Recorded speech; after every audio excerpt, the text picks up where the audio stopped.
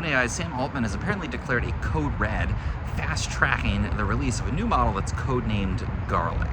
So I'll tell you what we know about Garlic so far. It's mostly through leaks. I'll tell you why I'm standing outside Digital Realty's offices in San Francisco to tell you about it, and I'll share some more details. So first, let's get into the basics here.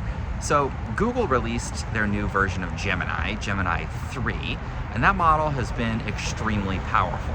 And in fact, it's been creeping up in the kind of benchmarks that AI companies use to determine how smart their models are. And it's been exceeding the performance of OpenAI's biggest, best models. So OpenAI, understandably, is not happy about that. They'd like to retain their lead in the AI war. And so, apparently, all of this, again, is leaks and speculations kind of gathered from multiple places, but Sam Altman apparently declared a code red, essentially saying, stop working on everything except making ChatGPT smarter. And so that, apparently, involves releasing this new Garlic model.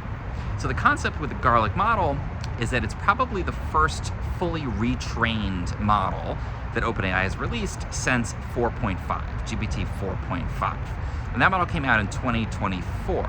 So if that's true, it would imply that GPT-5 and the most recent 5.1 tweak are really just kind of fine-tuned or updated versions of that core frontier 4.5 model, which tracks because honestly, the performance of GPT-5 is a little bit underwhelming compared to what people were expecting.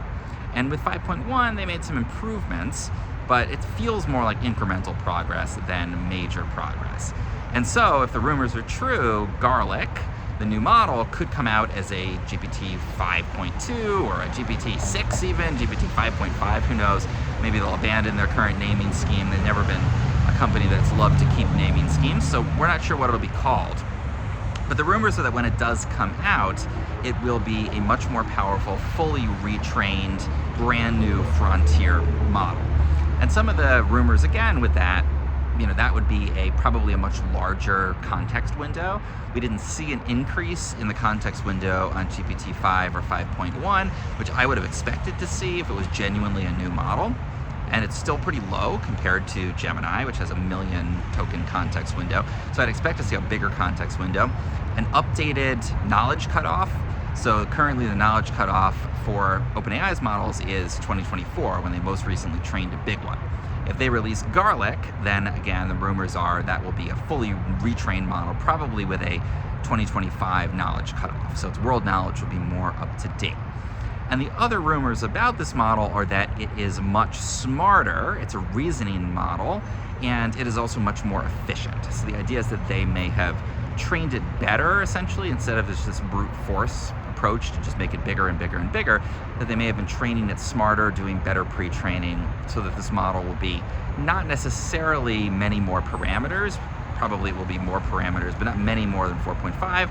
We're not sure what the parameter count exactly is on Google's Gemini 3, but the idea is that it may not be a really big increase in that sense.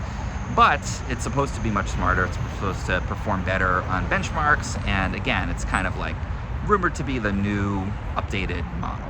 So why am I standing outside Digital Realty's office here? Well, Digital Realty is one of the big companies that builds data centers, and those will be absolutely key to winning this war.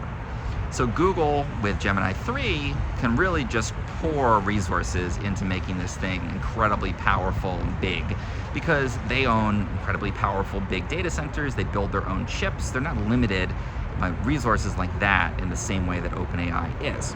So OpenAI probably, if they want to exceed Gemini's performance, they're not gonna have to just keep making it bigger and bigger and bigger. They're probably gonna have to build it smarter, and they're gonna have to make better use of the data centers that they already have access to, because there's only so many new ones that Digital Realty and others like them can build. There's only so many chips from companies like NVIDIA that OpenAI can get its hands on.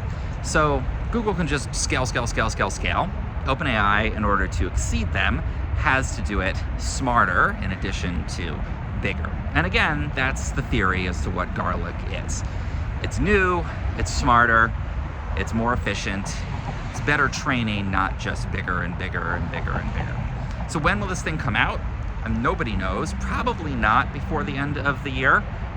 You never know. They sometimes like to drop things just to surprise the enemy. But My guess would be probably in Q1 of 2026. Don't think they're going to wait that long to release it. I don't think they want to see Google ahead of them in the leaderboards, as it were, and potentially start to steal some of their market share with Gemini. And I think Gemini is ascendant. A lot of people are using it. They're turning to it again. Certainly with Nano Banana, that's been a big piece of it. And Google can just keep scaling. They have the capacity. They have the chips. They control their own supply chains and data centers. OpenAI has got to be smarter, and that seems to be what they're doing. I think we'll probably see it again in the first quarter of 2026, but I could be surprised. It could come out right before the holidays. They did their ship mass thing last year, where they released like 12 models leading up to Christmas. Kind of funny, but that could happen again. They could surprise us, probably Q1 2026. Make sure to like and subscribe here, and I will keep you updated as soon as we know more.